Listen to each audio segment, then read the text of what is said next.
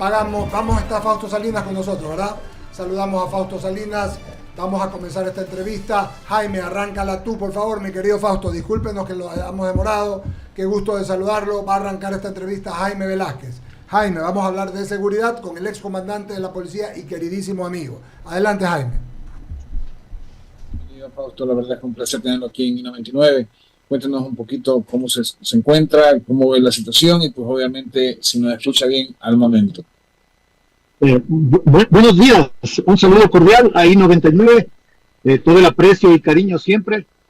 Les cuento que ya la vida de jubilado es un poco más tranquila y relajada, no tan compleja, pero de todas maneras siempre estamos pendientes y creo que los momentos especiales hay que celebrarlos y creo que la policía es una institución fuerte, sólida, que necesita el apoyo de toda la ciudadanía y precisamente el día de mañana cumple un año más de profesionalización, 86 años de profesionalización, pero son 178 de institucionalización.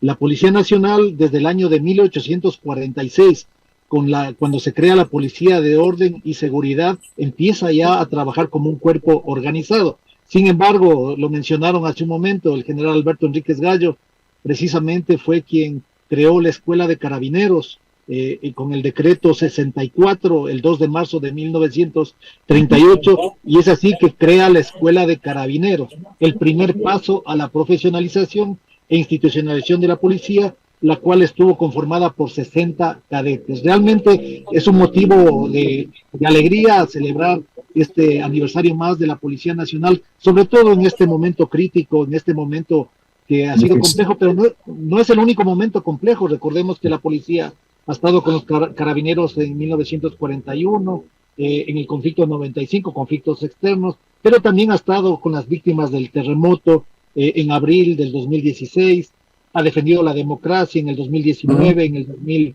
2022, apoyado en la pandemia. El trabajo de la pandemia ha sido sumamente reconocido. Recordemos que el pico más alto de reconocimiento a la Policía Nacional se dio en la pandemia, precisamente con el 96% de aprobación a la policía, el más alto histórico. Y también ahora que estamos enfrentando también amenazas naturales, desastres, pero sobre todo la guerra contra el terrorismo, la guerra contra el narcotráfico, y en una guerra que ha sido difícil y complicada, pero que actualmente, dentro de tantos problemas que se han presentado con ciertas noticias, con ciertos elementos que han tenido mal comportamiento, igual casi alcanzamos el 60%. Entonces, hay que mirar, hay que apoyar a la Policía Nacional. Hay muchas cosas por hacer todavía, hay planes que están en marcha y creo que hay muchos elementos estratégicos. Correcto, que se deben cumplir.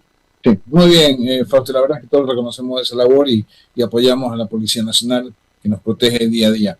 Quiero hacer esta pregunta porque usted estuvo a cargo de la seguridad durante mucho tiempo y hay una diferencia, el antes de Fausto y el después, que vino otro comandante a manejar la policía, pero hubo un hecho sine qua non, que fue el decreto de guerra interno o conflicto interno.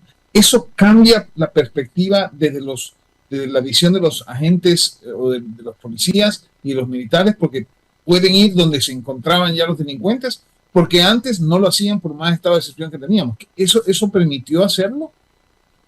Bueno, no es tan cierta esta afirmación, porque el combate de la policía ha sido constante y permanente. Y recordemos que tuvimos explosiones en noviembre. Precisamente en noviembre fue cuando murió Verónica Songor, asesinada por criminales. Todos los criminales que participaron fueron detenidos y fueron judicializados y sentenciados. Y bueno, pero el problema más grave es que cuando empezó esta pelea contra un monstruo gigante, sin estructura legal, sin algunos cuerpos legales, con infiltraciones de diferentes estamentos, no hablemos solo de policía, sino de varios estamentos, que no llegaba a sentencias y había mucha impunidad, sin recursos para la gestión, sin herramientas como el centro de análisis. Entonces, el primero que tocó enfrentarse a este gigante, claro que resulta más golpeado, pero el plan siguió en marcha, los operativos siguieron en marcha. Recordemos que muchas de las operaciones que se ejecutaron, como Norero, el caso Metástasis, precisamente nacieron en época anterior, y no quiero decir que sea parte de mi gestión, es parte de la gestión institucional de la policía, que se viene mejorando y viene aprendiendo, porque el aprendizaje para enfrentar estas nuevas amenazas sí resulta difícil y con muchas lecciones que fueron tomadas en el camino. Yo creo que cada vez las instituciones tienen más fortaleza, vemos unas Fuerzas Armadas también que están mucho más comprometidas, que se han hecho cargo de las cárceles, lo cual es un aporte fundamental, y creo que no deben salir de ahí hasta que esté consolidado el nuevo sistema de gestión de cárceles, porque ese era uno de los puntos flacos que tuvimos, porque nosotros entrábamos y salíamos, pero no hubo quien se haga cargo en forma permanente de ese control que se quería. Pero también fue difícil, porque los primeros enfrentamientos tuvimos policías heridos, es decir, siempre estuvimos operando contra el delito y el crimen, y ese es el rol de las instituciones.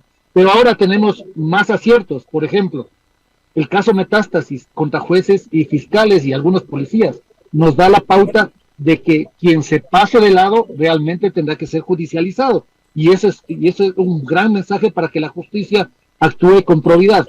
Si miramos ahora, por ejemplo, de los 10.988 detenidos que presentan las estadísticas de un excelente resultado y trabajo coordinado entre las Fuerzas Armadas y la Policía Nacional, 280 detenidos por terrorismo, 184 operaciones contra terroristas, y si tomamos los 3 años, porque no hay que mirar solo el momento, sino hay que mirar el resultado, 630 toneladas que han sido retiradas del mercado criminal en estos últimos 3 años. Entonces, los resultados acumulados, como quizá tuvimos algunos momentos críticos, pero los resultados acumulados, más cambios legales que ya los está mirando la Asamblea, realmente en el largo plazo, en mediano y largo plazo nos van a ayudar. Miren, hay temas que son fundamentales. Por ejemplo, las leyes críticas en la Asamblea, la ley de extinción de dominio, que no tuvo el impacto que requería, pero de todas maneras se está tratando. El código de la policía, se requiere una reforma en las leyes policiales. Creo que ya es tiempo de presentar el Código Orgánico de Policía y salir de ese COESCOP, que realmente ha sido quien ha causado más daño, sobre todo por la parte disciplinaria. Es decir, un mal policía no puede ser desvinculado, y también teníamos el caso de algunos jueces que retornaban a malos policías. Entonces, hay cosas que están haciendo. Creo que si miramos los puntos hacia atrás, como decía Steve Jobs, y vemos los logros y los aumentamos, los consolidamos, esta lucha que no es de corto plazo, pero ya se empieza a ver los resultados. Gracias, general. La verdad es que sí se siente esa percepción de más seguridad hoy en día. Vamos a ver qué sucede en lo posterior. Le voy a pasar a mis compañeros en cabina. Adelante, Eduardo. Daniel Solórzano le saluda. General, mucho gusto. Gracias por estar en Diálogo de Radio 99. Sin duda, el combate a todos los tipos de delincuencia, corrupción, es bueno, es valedero, pero también usted ha citado el caso Metástasis. Y hay que también mirar casa adentro qué es lo que está ocurriendo en la institución. Sin duda, una de las más históricas y mejor calificadas, a veces venida menos, pero siempre apoyada por particularmente nosotros, que es la Policía Nacional. ¿Qué pasa, general, con algunos ex generales, ex coroneles, personal, oficiales? Ya no estamos hablando de tropas, sino oficiales, porque de cierta forma, históricamente, había casos de corrupción en personal de tropa, que uno, bueno, de cierta forma no es que lo entendía, pero era como que lo que se esperaba. Pero ahora vemos a ex generales involucrados también. ¿Cómo es el control o qué falló en el control para evitar que estos oficiales, abusando de su poder, de su cargo, puedan evadir a la justicia durante algún tiempo, pero que ahora están ya saliendo a la luz pública su participación en algunos casos de corrupción?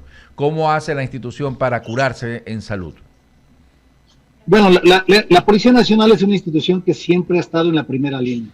Sí, señor. Siempre en línea contra el delito, contra la delincuencia, y al ser una institución de primera línea de investigación, de apoyo a la justicia, es una institución que trata de ser cooptada, como ahora también vemos que la delincuencia trata de cooptar fiscales, que trata de cooptar jueces, trata de cooptar periodistas, trata de cooptar políticos. Entonces, esa es la dinámica del delincuente, que siempre busca tener más apoyos que le permitan dar libertad a sus operaciones ilegales. Sin embargo, las instituciones como la policía resulta muy vulnerable. Por eso es que desde hace algunos años nosotros hemos tomado algunas acciones. Por ejemplo, la primera, en cuanto a derechos humanos. Recordemos que después de cada crisis o problema siempre ha habido una respuesta. Tuvimos momentos muy críticos en cuanto a derechos humanos, y todo eso obligó a una nueva filosofía de derechos humanos, trabajar con la Cruz Roja Internacional, y ahora los procedimientos policiales cada vez son más respetuosos del derecho, más enfocados en la tarea policial, y se trata de evitar violaciones. En cuanto al tema de organizaciones criminales que tratan de buscar a miembros de la policía, esto es permanente, y precisamente por eso se crearon algunos controles, como las pruebas de confianza y algunas otras pruebas que se están ejecutando, y por ejemplo en las unidades especializadas tenemos más controles. Esto no implica que siempre la delincuencia esté buscando, pero yo quisiera referirme a algo que es fundamental: las verdades procesales. Las verdades procesales, y aquí mi confianza en la Fiscalía, en los jueces especiales que son quienes investigan los casos más críticos, y que de ahí, con una verdad procesal, se pueda también decir quién tiene o no responsabilidad en determinado hecho. Yo creo que ese es el camino, porque muchas veces la información que circula no es la correcta, y una cosa que sí he aprendido es a respetar la verdad procesal que la da la justicia, y eso es muy importante tomarlo en cuenta. Sin embargo, para el futuro se preparan más temas de control, más pruebas de confianza, ampliar el número de rangos, el número de preguntas que se deben hacer para buscar que los policías sean confiables, y mayores controles a diferentes escalones, a todos los escalones, o sea, desde el primer policía hasta el último policía, y también incrementar el compromiso institucional. Como va de la par al sistema judicial, es decir, que la ciudadanía necesita que los integrantes que la integran, valga la redundancia y oportuna redundancia, sean lo más honestos posibles. Si no, no cabe en un sistema democrático que nuestra policía esté cooptada por bandas delictivas. Da mucho que hablar, general. Por supuesto, ese es el objetivo. Una institución como la policía debe ser muy confiable, y para ello precisamente es el nuevo código, el nuevo reglamento disciplinario, que debe ser apoyado, porque no es posible que un policía que salga por mal comportamiento, por jueces que ahora vemos que algunos de esos jueces incluso hasta recibían dinero, los regresaban y están al servicio de la comunidad. Entonces hay muchas cosas por hacer, y hay que fortalecer los organismos de control policial. Muy bien, permítame, doy paso a mi compañera Luisa Delgadillo con más inquietudes, general. Gracias. Muchas gracias, mi querido Daniel. General, qué gusto saludarlo. Buenos días. Quería preguntarle, un placer, un gusto saludarle. Quería preguntarle, ¿cómo ha visto usted el desarrollo de las investigaciones en torno al asesinato del del ex candidato presidencial Fernando Villavicencio? ¿Cómo ha visto usted el avance de las investigaciones, de las indagaciones? ¿Qué opinión le merecen? Bueno, yo creo que primero el evento más crítico que se ha producido en los últimos años fue el asesinato de Fernando Villavicencio.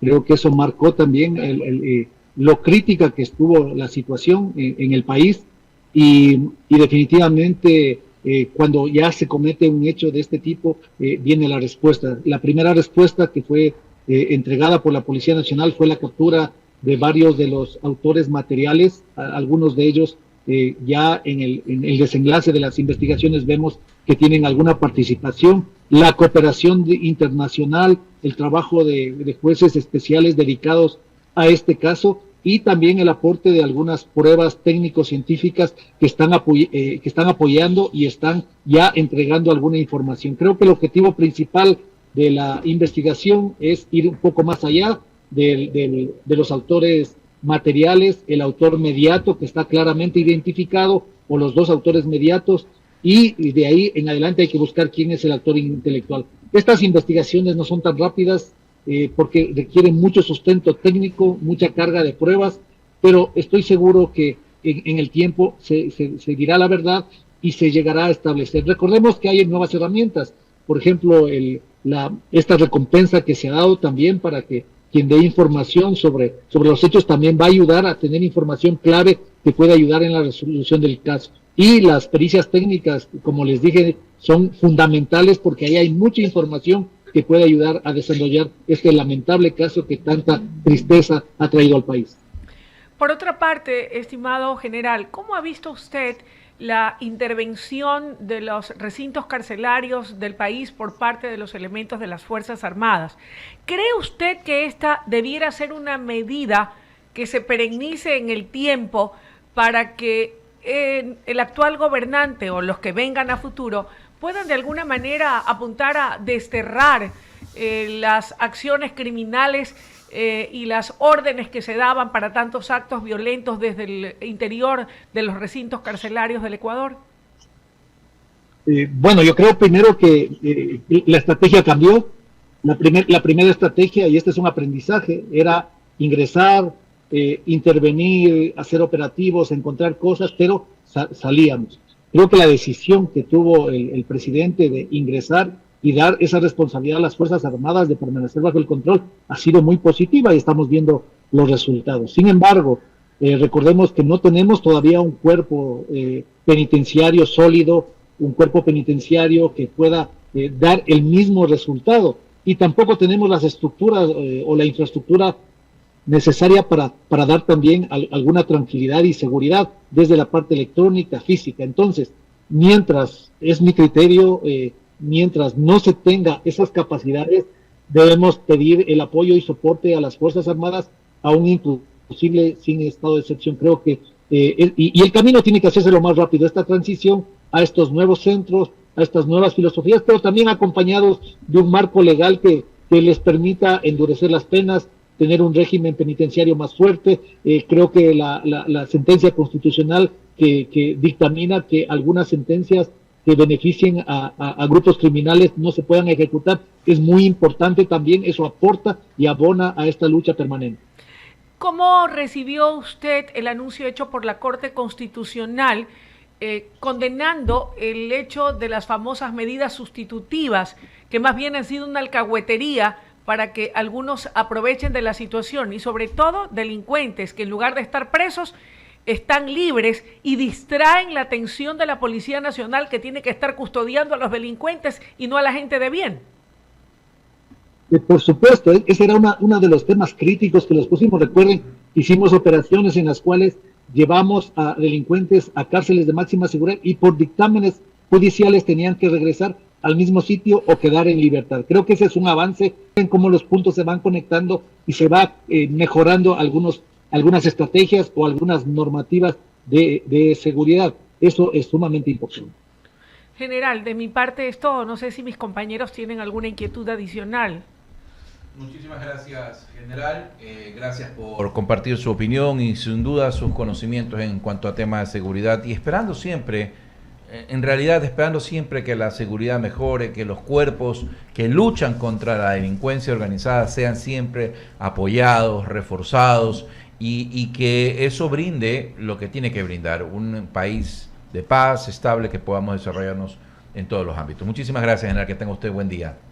Saludos y feliz día a la Policía Nacional en el 2 de marzo. Muy amable, gracias. A propósito del Día de la Policía, estamos de plácemes con el cumpleañero, la Policía Nacional, y bueno.